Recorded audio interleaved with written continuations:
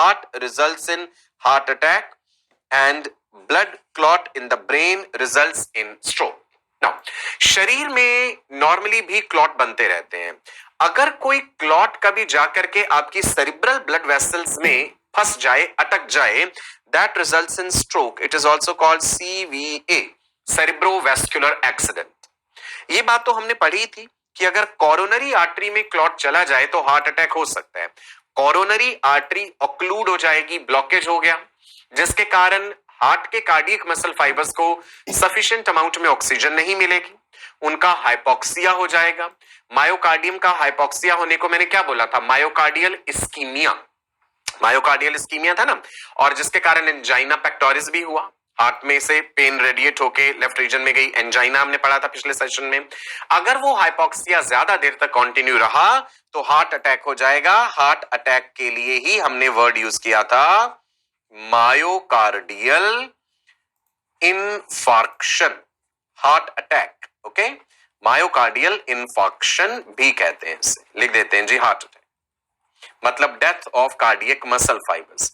तो शरीर में क्लॉट्स बनते हैं, बॉडी उन्हें डिसॉल्व भी करती है, लेकिन अगर वो क्लॉट किसी ऐसी जगह जाकर के फंस जाए जैसे हार्ट या ब्रेन, तो बहुत बड़ी गड़बड़ कर सकते हैं. नाउ, खुशी की बात है कि हमारे शरीर के पास एक एंटी कोएगुलेंट मौजूद है, that is heparin. Very important, याद रखिएगा. This can be framed as a question.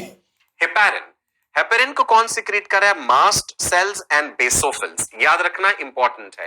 Heparin is a natural anticoagulant. इसके अलावा और कई जानवर हैं जिनके सलाइवा में भी एंटीकोएगुलेंट होता है. आप जानते हैं ये वाला एंटीकोएगुलेंट कहां प्रेजेंट है? एनोफेलिन. अब आप कहेंगे सर नाम से अंदाजा लग रहा है, फीमेल एनोफिलीज मॉस्किटो के सलाइवा में. फीमेल एनोफिलीज मॉस्किटो जिसके पास piercing and sucking type of mouth parts हैं, जब वो मच्छर हमें काटता है तो पहले वो अपना सलाइवा रिलीज करता है हमारे ब्लड में. उसके सलाइवा में ये एंटीकोएगुलेंट प्रेजेंट है ताकि जितने समय में वो ब्लड सक कर रही है मॉस्किटो, उसका वो जो ब्लड उसने सक करा है वो क्लॉट ना कर जाए. इसलिए ये जो एनोफिलिन नाम का एंटीकोएगुलेंट है, दिस इज प्रेजेंट, ये इंपॉर्टेंट है, याद रखना. This is present in saliva of female anopheles mosquito. मच्छर पहले अपना सलाइवा डालते हैं हमारे ब्लड में, और उनके सलाइवा में अगर वो मच्छर इन्फेक्टेड हुआ तो उसके सलाइवा में थाउजेंड्स ऑफ स्पोरोजॉइड्स होते हैं. प्लाज्मोडियम का इन्फेक्टिव स्टेज है, ये भी हम पढ़ेंगे. स्पोरोजॉइड्स हैं प्लाज्मोडियम के, जिसके कारण हमें मलेरिया हो जाएगा. मलेरिया कौन करता है? Protozoan Plasmodium. उस प्लाज्मोडियम की इन्फेक्टिव स्टेज होती है स्पोरोजॉइड, जो मच्छर के सलाइवा में है. अगर वो मच्छर इन्फेक्टेड है, हर मॉस्किटो के सलाइवा में नहीं होगी. तो एक मैंने बताया एनोफिलिन, एक और बताता हूं नेचुरल एंटीकोएगुलेंट हीरुडिन. हीरुडो नाम याद है आपको? हीरुडो मेडिसिनालिस. फाइलम एनेलिडा याद कीजिए. एनेलिडा की 3 क्लासेस, पॉलीकीटा, ओलिगोकीटा, हीरुडीनिया. क्या याद आया आपको? Leach.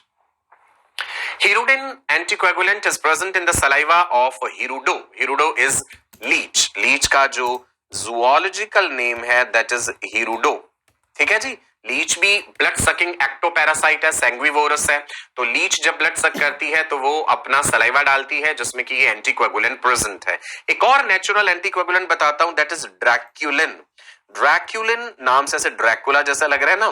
ड्रैक्युलिन is present in saliva of blood sucking vampire bats. Vampire bats जो हैं ब्लड सक करते हैं, उनके सलाइवा में ड्रैकुलिन नाम का एंटीकोएगुलेंट प्रेजेंट है.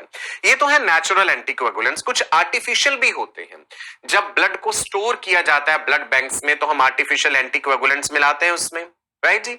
Sodium oxalate, sodium citrate, EDTA, ethylene diamine tetraacetic acid.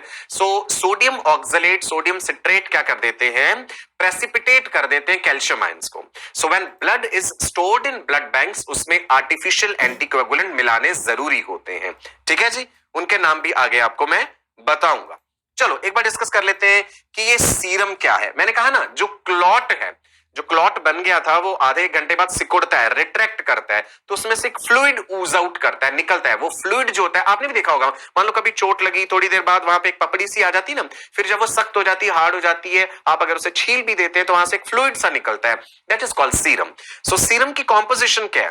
Plasma में से क्लॉटिंग फैक्टर्स निकाल दीजिए तो बचा आपके पास सीरम। ठीक है जी, मैं लिख देता हूं, व्हेन क्लॉट रिट्रैक्ट्स, जब क्लॉट सिकुड़ता है, इट ओजेस आउट सीरम। ठीक है, सेल्स तो पहले ही ट्रैप हो गए थे, आरबीसी डब्ल्यूबीसी प्लेटलेट सेल्स वहीं पे ट्रैप हो गए, तो बचा प्लाज्मा। प्लाज्मा में से भी क्लॉटिंग फैक्टर्स तो इस्तेमाल हो गए हैं, तो बाकी क्या चीज बचती है? Serum. Is it clear ji? Right, serum समझ आ गया, very good.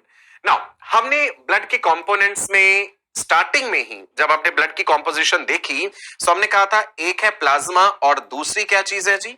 Formed elements. Plasma and second is formed elements. Formed elements में क्या क्या है हमारे पास? आरबीसीज, डब्ल्यूबीसीज एंड प्लेटलेट्स। आरबीसीज बनने की प्रक्रिया इराइथ्रोपोएसिस, डब्ल्यूबीसीज बनने की प्रक्रिया ल्यूकोपोएसिस, प्लेटलेट्स बनने की प्रक्रिया थ्रोम्बोपोएसिस। ठीक है जी। सो ये जो फॉर्म्ड एलिमेंट्स ऑफ ब्लड हैं, ये हम करेंगे अब अपने अगले सेशन में, और वहां पे कुछ क्वेश्चंस भी डिस्कस करेंगे आपके साथ। आज के लिए हम इतना ही रखते हैं। I hope you have enjoyed the session. Blood के बारे में बहुत सारी आपको नई बातें पता चली होंगी, थोड़ा और एक्सप्लोर कीजिएगा और जानने की कोशिश कीजिएगा। आर्टिफिशियल एंटीकोएगुलेंट्स के बारे में भी आपको बताऊंगा मैं। फिर से नाम बोल रहा हूं, सोडियम ऑक्जेलेट, सोडियम सिट्रेट, जो कि प्रेसिपिटेट कर देते हैं कैल्शियम आयंस को जब हम ब्लड को स्टोर करते हैं ब्लड बैंक्स में। It is stored at very low temperature, right? याद रखिएगा ये चीज।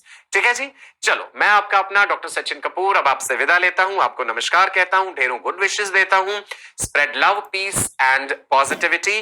Whatever kind of energy you give to the universe, the same bounces back to you. DPPs practice करते रहिए, मेंटर्स के कांस्टेंट टच में रहिए। नमस्कार, bye bye, God bless you all.